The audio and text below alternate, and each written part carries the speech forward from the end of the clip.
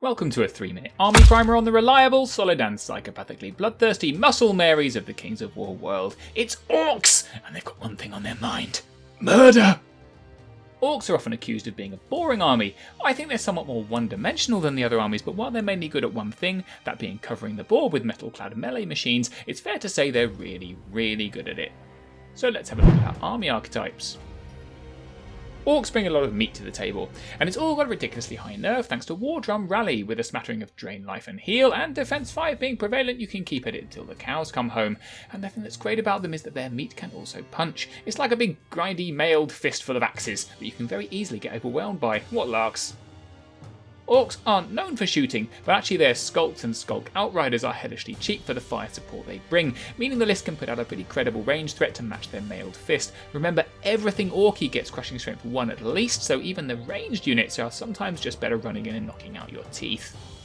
I'm not sure Trash Swarm is the best way to term it. It's not as if Orcs are bringing Goblin level trash, but Orklings are so ridiculously cheap that they can get in your way in a fiendishly annoying manner, which means by the time you've looked up there's a horde of Great Axe making sushi out of your liver. I very nearly went with Axe here, but people might yell at me for being boring. They are bloody good, but what's better than Axe? More Axe! They're the Berserker Orcs with a fearless nerve, tons of attacks, and still defense 4, so good. The trusted favourites of Orc generals, there's very little a horde of Great Axe won't kill. They're so utterly terrifying that a substantial proportion of Orc lists are simply Great Axe delivery systems. Melee 3 on a CS2 unit is scary as hell. The backline favourite of literally every Orc list, the War Drum is a mobile Rally 2 platform that gives them the fearsomely high nerve opponents simply struggle to remove.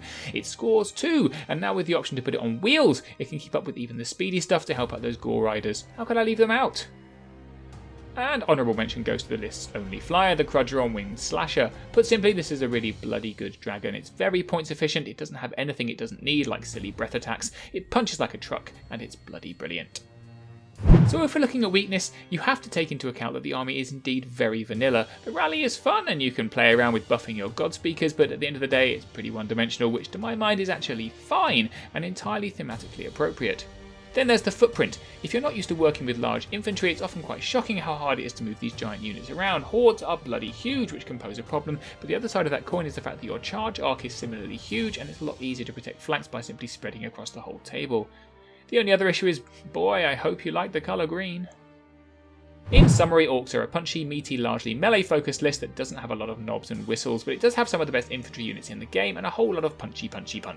It's not terribly difficult to get your head around their tactics, but it can be tricky to get used to the large infantry unit sizes, so I'm giving it a middle-of-the-road 3 out of 5 for newbie difficulty rating.